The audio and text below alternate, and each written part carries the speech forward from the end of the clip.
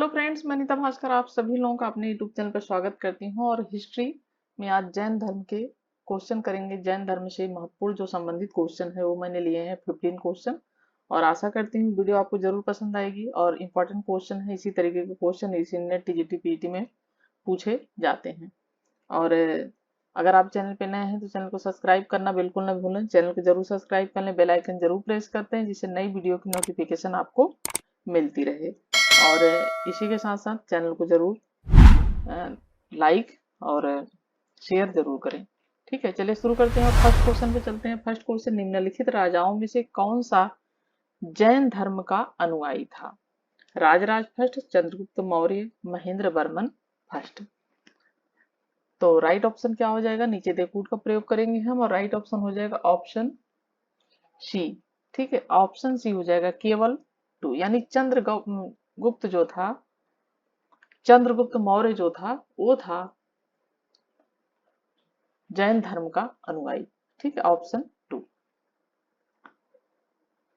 Second question है, जैन धर्म के संबंध में निम्नलिखित में से कौन सा कथन सही नहीं है? क्या पूछा है? कौन सा कथन सही नहीं? जब इस तरीके का क्वेश्चन पूछे तो जरूर बहुत ध्यान से पढ़ें और ध्यान से उत्तर दें। कई बार क्या होता है कि हम सही नहीं है को सही है समझ जाते हैं और उसकी वजह से हम गलतियां कर देते हैं। ठीक है, ए है इसने वर्ण व्यवस्था की निंदा की। बी है इसने जैन सिद्धांतों का प्रचार करने के लिए प्राकृत भाषा को अपनाया और इस धर्म का विश्वास सादगीपूर्ण जीवन शैली था। सी है और डी है बौद्ध धर्म की तुलना में इसे अधिक राज्य संरक्षण प्राप्त नहीं हुआ था। और इसका राइट ऑप्शन क्या हो जाएगा? राइट ऑप्शन हो जाएगा ऑप्शन डी। ठीक है, ऑप्शन डी हो जाएगा, बौद्ध धर्म की तुलना में इसे अधिक राज्य संरक्षण प्राप्त नहीं हुआ था। जितना जैन धर्म का बौद्ध धर्म का जितना प्रचार प्रसार हुआ था, जिस तरीके से सम्राट अशोक ने बहुत अधिक प्रचार प्रसार करवाया था, उस तरीके से जैन धर्म को उतनी अधिक मात्रा में इसका प्रचार प्रसार नहीं हो पाया था। तो जैन धर्म में देखिए वर्ण व्यवस्था को उसी प्रकार निंदा की थी, ये बात सही है। ठीक है, निंदा की थी उसी तरीके से जिस तरीके से बौद्ध धर्म में की गई थी निंदा। ठीक है, और जैन धर्म ने मुख्य रूप से ब्राह्मणों और संरक्षित संस्कृत भाषा को अस्वीकार किया था इन्होंने, और प्राकृत भाषा को इन्होंने अपनाया था। जबकि बौद्ध धर्म में किस भाषा को अपनाया गया था? पाली भाषा को अपनाया गया था, जो उस समय साधारण बोलचाल की भाषा थी। और जैन धर्म में प्राकृत भाषा को अपनाया गया था, ये चीज भी सही है। इस धर्म का विश्वास सादगीपूर्ण जीवन शैली था, ये भी सही है। तो राइट ऑप्शन क्या है? पूछा है सही नहीं है, तो बौद्ध धर्म की तुलना में इसे अधिक राज्य संरक्षण नहीं प्राप्त हुआ था। ठीक है, थर्ड क्वेश्चन है, दक्षिण भारत में जैन धर्म का प्रचार प्रसार हुआ क्योंकि दक्षिण भारत में ब्राह्मण धर्म कमजोर था, मगध दुर्भिक्ष भीषण दुर्भिक्ष से प्रभावित हुआ था। ठीक है, और इसका जो राइट ऑप्शन हो जाएगा, कूट हम देखेंगे तो कूट से राइट ऑप्शन क्या हो जाएगा? Option C. यानी दोनों ही कथन क्या है? ये सही है। दक्षिण भारत में ब्राह्मण धर्म का धर्म कमजोर था और मगध भीषण उस समय दुर्भिक्ष से प्रभावित, ठीक है, हुआ था। तो दोनों ही बातें इसमें क्या है? सही है।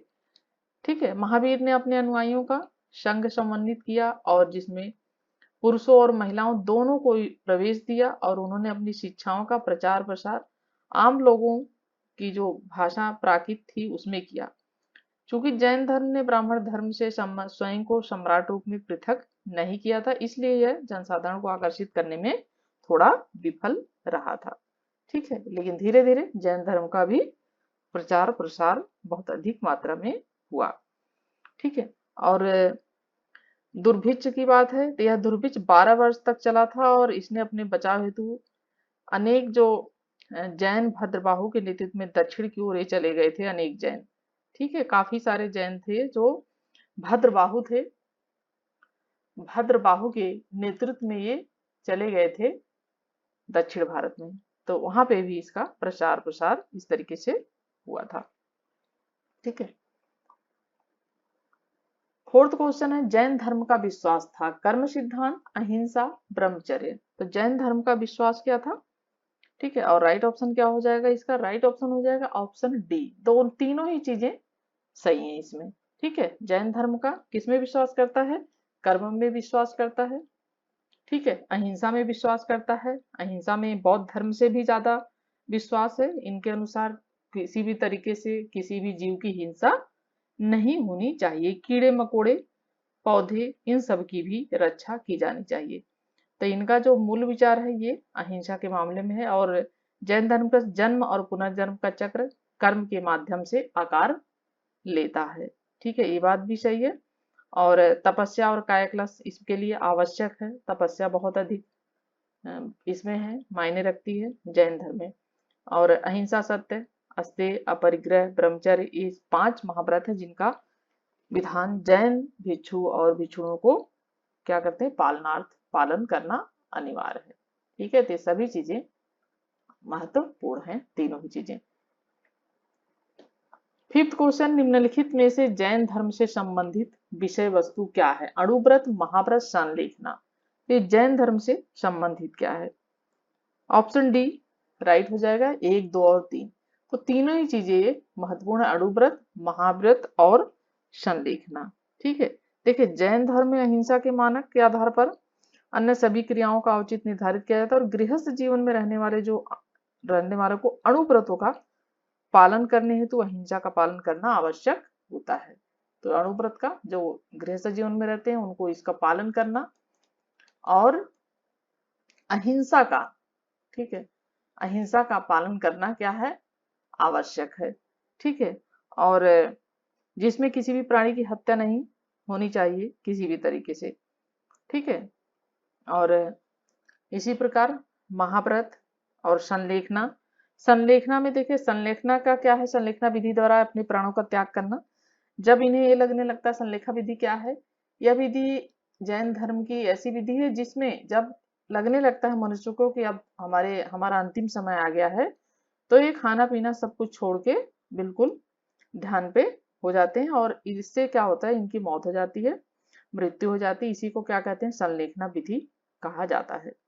ठीक है, और इसमें संलेखा को अन्य नामों जैसे संन्यास भ्रमण, समाधि मरण आदि से भी जाना जाता है कि समाधि ले ली, इस तरीके से भी इसको जाना जाता है। तो तीनों ही चीजें ऑप्शन सही है। 6 क्वेश्चन है, अनेकात्वांत निम्नलिखित में से किसका कोड सिद्धांत एवं दर्शन है? बौद्ध मत, जैन मत, सिख मत, वैष्णव मत, जैसा कि ये है बौद्ध मत, जैन मत का। ठीक है, जैन मत का है ये, जैन मत। और अनेकांतवाद जैन धर्म का क्रोड सिद्धांत दर्शन है। अनेकांतवाद वस्तु की सापेक्षता का ये सिद्धांत है जो प्राचीन भारतीय दार्शनिक व्यवस्था की एक अमूल्य निधि मानी जाती है। और इसके अनुसार प्रत्येक प्रकार का ज्ञान जो है 7 स्वरूपों में व्यक्त किया जाता है। जैसे, ठीक है, 7 प्रकार, जैसे है भी, नहीं भी है, इस तरीके का बहुत बार क्वेश्चन आता है। और कहा नहीं जा सकता, है कि तू कहा नहीं जा सकता, नहीं है कहा नहीं जा सकता, नहीं है और कहा नहीं जा सकता। अनेकाबांध के सप्तभंगी ज्ञान ही इसे कहा जाता है। तो अनेकाबांध का जो सिद्धांत है वो यही है भी, नहीं भी, नहीं भी, इस तरीके से करके। 7वां क्वेश्चन है, महान धार्मिक घटना महामस्तकाभिषेक निम्नलिखित में से किससे संबंधित है और किसके लिए की जाती है? बाहुबली, बुद्ध, महावीर, नटराज। राइट ऑप्शन क्या हो जाएगा? Option A Bahubali. ठीक है, किसके लिए की जाती है? बाहुबली के लिए की जाती है।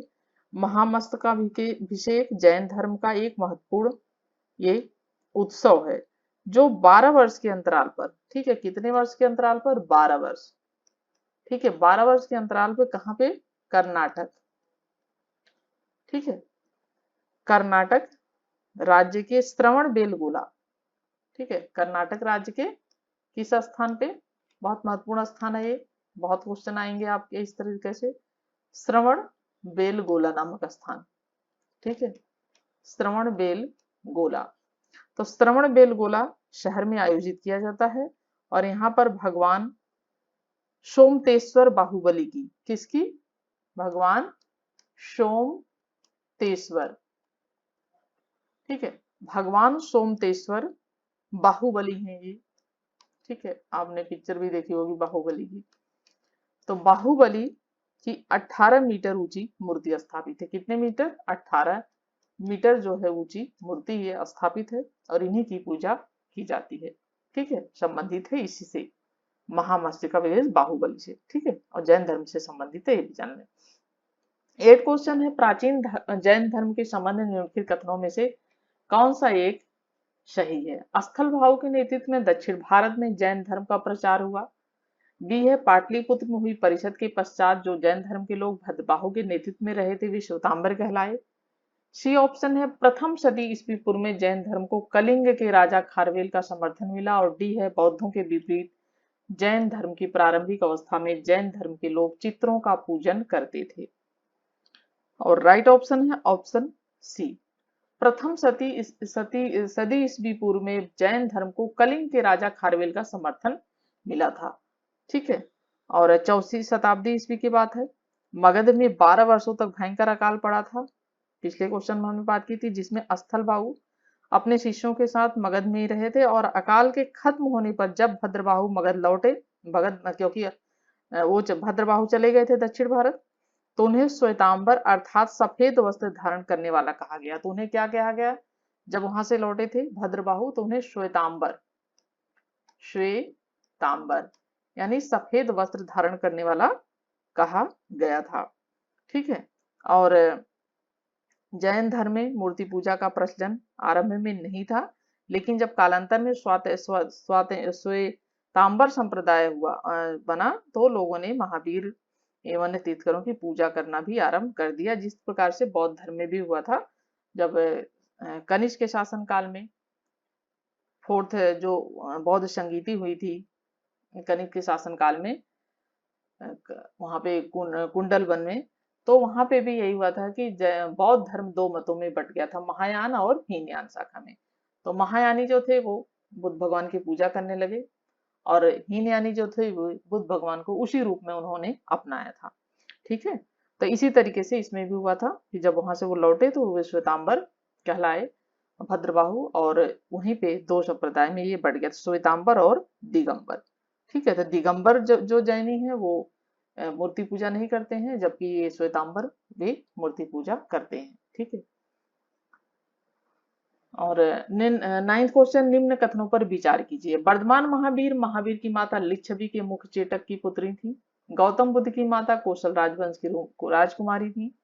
23वें तीर्थंकर पार्श्वनाथ बनारस से थे। और इन कथाओं में कौन सा सही है? ठीक है, तो जैसा कि वर्धमान महावीर की माता लिच्छवी चेटक मुख्य चेटक की बहन थी, तो ये बिल्कुल गलत है और ये ऑप्शन सही नहीं है, ठीक है। राइट ऑप्शन क्या हो जाएगा? ऑप्शन सी हो जाएगा, 2 और 3 सही है इसमें। ये गौतम बुद्ध की माता कौशल राजवंश की राजकुमारी थी। और 23वें जो तीर्थकर थे पार्श्वनाथ, ये कहाँ से थे? बनारस के थे। और ये बार बार क्वेश्चन पूछा जाता है, पीजीटी में भी टीजीटी में भी, सब में ये क्वेश्चन पूछा जाता है। और ये क्वेश्चन बहुत इंपॉर्टेंट है कि ये कहाँ से थे, ये बहुत बार पूछा जाता है कि ये कहाँ से थे पार्श्वनाथ, ये कहाँ के थे? तो बनारस से थे ये। और ये जो दोनों ही चीजें इसमें सही थे, बहुत इंपॉर्टेंट क्वेश्चन है, बार बार रिपीट भी होता रहता है। 10th क्वेश्चन है, कथन ए, जैन धर्म के अहिंसा पर बल ने कृषकों को जैन धर्म अपनाने से रोका, कारण क्या है? कृषि में पीड़कों की हत्या होना स्वभाव शामिल है। और नीचे दे कूट से सही उत्तर का चयन करना है। और इसका राइट ऑप्शन क्या हो जाएगा? ऑप्शन ए हो जाएगा। ए और आर दोनों सही है और आर एक ही सही व्याख्या है। तो अहिंसा पर बल ने कृषकों को जैन धर्म अपनाने से रोका था, क्योंकि जो कृषक थे खेती करते थे और खेतों में कीड़े मकोड़े होना स्वाभाविक है, और कृषि में कीटे बीड़ के इनकी हत्या होना भी स्वाभाविक है। तो इसलिए इसमें इन्होंने कृषकों को जैन धर्म अपनाने से क्या किया था? रोका था, ठीक है। क्योंकि कृषि कार्य में हल्के प्रयोग से अनेक कीटों की हत्या होती है। 11th क्वेश्चन है, सोनगिरी का ऐतिहासिक दिगंबर जैन तीर्थ स्थल स्थित है। उत्तर प्रदेश में, राजस्थान में, मध्य प्रदेश में, उड़ीसा में, ठीक है। और राइट ऑप्शन क्या है? ऑप्शन सी, मध्य प्रदेश में, ठीक है। सोनगिरी का ऐतिहासिक मंदिर जो है मध्य प्रदेश के दतिया, कौन से जिले में? दतिया, ठीक है। तो दतिया जिले में स्थित है। और यहाँ जैनों के लगभग 100 मंदिर हैं, करीब 100 मंदिर है। और दतिया जिला भी बहुत महत्वपूर्ण है यहाँ पे इसके हिसाब से, ठीक है। तो मध्य प्रदेश में है और दिगंबर जैन तीर्थ स्थल जो दतिया जिले में है मध्य प्रदेश में। कभी कभी यही पूछ लेगा, मध्य प्रदेश नहीं देगा, दतिया पूछ लेगा, इसलिए जरूर ध्यान रखें। 12th क्वेश्चन, निम्नलिखित में से कौन रामकथा के जैन रूपांतर पौंमचरियम का लेखक है? वेरी इंपॉर्टेंट है। पौंमचरियम का लेखक भानुचंद्र उपाध्याय, हेमचंद्र, हरिविजय सूरी या विमल सूरी? और राइट ऑप्शन क्या हो जाएगा? ऑप्शन डी, विमल सूरी। ठीक है। संस्कृत के शब्दों का विभिन्न रूपों में लोक प्रयोग होने से अपभ्रंश का जन्म हुआ था, जैसा कि आप जानते हैं। ठीक है, जन्म हुआ था और अपभ्रंश का जन्म हुआ, और नाट्यशास्त्र में अपभ्रंश के अनेक रूपों की चर्चा की गई है। धीरे धीरे यह काव्य भाषा के रूप में भी व्यवहारित होने लगा, और जैन बौद्ध तथा अन्य जो धर्मावलंबी थे, जनसाधारण तक अपने संदेश पहुंचाने के लिए अपभ्रंश को इन्होंने अपनाया था। ठीक है, और यह एक जैन ग्रंथ है, जो पौंमचरियम है, ये एक जैन ग्रंथ है, और इसमें रामायण की कथा का जैन रूपांतर किया गया है। ठीक है, वेरी इंपॉर्टेंट है कि इसमें रामायण की कथा का इसमें जैन रूपांतरण हुआ है, पौंमचरियम, और इसका 4वीं शताब्दी ईस्वी इसका समय मिलता है। ठीक है, और लेखक हैं विमल सूरी। 13 क्वेश्चन है, निम्नलिखित में से किसने महावीर के परम ज्ञान के शोध के दौरान 6 वर्षों तक उनके साथ कठोर तप किया? अजीत केशकम्बलिन, पादुकाध्यान, पूर्ण कश्यप या मखली पुत्र गोशाल? ठीक है, और इसका राइट ऑप्शन क्या हो जाएगा? ऑप्शन डी, मखली पुत्र गोशाल। ठीक है, मखली पुत्र गोशाल हैं, और जैन धर्म के वास्तविक संस्थापक महावीर के साथ इन्होंने ज्ञान के उसमें समय इन्होंने मखलीपुत्र गोस्वामी 6 वर्षों तक इन्होंने कठोर तप किया, और इन्हें जब ये लगने लगा कि अब ज्ञान प्राप्त नहीं होगा, तो इन्होंने क्या किया था? इन्होंने इनका साथ महावीर का छोड़ दिया था, और इन्होंने अपना अलग जो है अपना लोगों को छोड़कर चले गए थे, अलग जोड़ के लोगों को आजीवक संप्रदाय, इन्होंने आजीवक संप्रदाय की स्थापना की थी। ठीक है, ये भी क्वेश्चन आता है, आजीवक संप्रदाय की किसने स्थापना की थी? तो ये है आजीवक संप्रदाय के संस्थापक मखलीपुत्र गोशाल। ठीक है, नेक्स्ट क्वेश्चन है, प्राचीन भारत में एक जैन साधु का जीवन कितनी प्रतिज्ञाएं से अनुशासित था? 4, 5, 6 या 7? और राइट ऑप्शन है बी, 5। ठीक है, तो 5, जिसमें कि सत्य, हिंसा, चोरी न करना, और अस्तेय, चोरी न करना, अपरिग्रह धन संचय न करना, त्याग, ये सब चीजें, और ब्रह्मचर्य इसमें जोड़ा गया था, ये सब चीजें इसमें शामिल थी, 5 व्रत थे। ठीक है, 15 एंड लास्ट क्वेश्चन, निम्न में से कौन सा एक कथन सही नहीं है? ए ऑप्शन है भद्रबाहु ने मगध के राजा उदयन के काल में कल्पसूत्रों की रचना की, बी है महावीर ने ऋजुपालिका नदी के तट पर केवल ज्ञान प्राप्त किया, और सी है जैन धर्म लिच्छवियों का राजधर्म बन गया, और डी है हरिद्र एक जैन विद्वान था जो 9वीं शताब्दी ईस्वी में जीवित था। और राइट ऑप्शन है ऑप्शन ए। ठीक है, क्योंकि ये क्या पूछा है? सही नहीं है पूछा है। ठीक है, तो सही नहीं है ये पूछा है, तो इसी के हिसाब से ये राइट ऑप्शन हो जाएगा, क्योंकि ये सही नहीं है। उदय उनके काल में कल्पसूत्र की रचना की, बाकी महावीर ने ऋजुपालिका नदी के तट पर ज्ञान का प्राप्त किया था, और जैन धर्म लिच्छवियों का राजधर्म बन गया था, और हरिद्र एक जैन विद्वान था जो 9वीं शताब्दी ईस्वी में जीवित था। और जो भद्रबाहु, और ये जो कल्पसूत्रों की बात है, भद्रबाहु एक प्रसिद्ध जैन आचार्य थे, और इन्होंने कल्पसूत्र नामक प्रसिद्ध जैन ग्रंथ की रचना की थी। किसने रचना की थी कल्पसूत्र की? भद्र बाहु ने। ठीक है, भद्र बाहु ने की थी इसकी रचना। ये भी क्वेश्चन बहुत बार पूछता है। ठीक है, भद्र बाहु, कल्पसूत्रों की रचना किसने की थी? तो भद्र बाहु ने कल्पसूत्रों की रचना की थी। ठीक है, और जिसमें जैन तीर्थकों की जीवनी मिलती है, इसमें क्या मिलता है? जो जैन तीर्थकर उनकी जीवनी इसमें मिलती है, जो इन्होंने कल्पसूत्र की ग्रंथ की रचना की थी। ठीक है, और बहुत इंपॉर्टेंट क्वेश्चन है, देखिए बार बार पूछा जाता है, किसी भी एग्जाम में क्वेश्चन आता रहता है कि किसने कल्पसूत्र की रचना की थी, या इस तरीके से पूछ सकता है, तो बहुत इंपॉर्टेंट क्वेश्चन है। ठीक है, और भद्रबाहु मगध के शासक चंद्रगुप्त मौर्य के समकालीन थे, ये भी बात इंपॉर्टेंट है। ये जो भद्रबाहु थे, ये किसके साथ के थे? समकालीन चंद्रगुप्त मौर्य के। ठीक है, चंद्रगुप्त मौर्य के ये समकालीन थे, और जबकि उदयन हर्यक वंश का शासन था। जो उदयन था, किस वंश का शासक था? ये हर्यक वंश का शासक था। ठीक है, उदयन, और इस तरीके से राइट ऑप्शन ये है। और 15 क्वेश्चन कंप्लीट होते हैं। आशा करती हूँ वीडियो पसंद आएगी, लाइक शेयर कमेंट जरूर करेंगे और नेक्स्ट वीडियो में मिलते हैं। Thank you for watching video.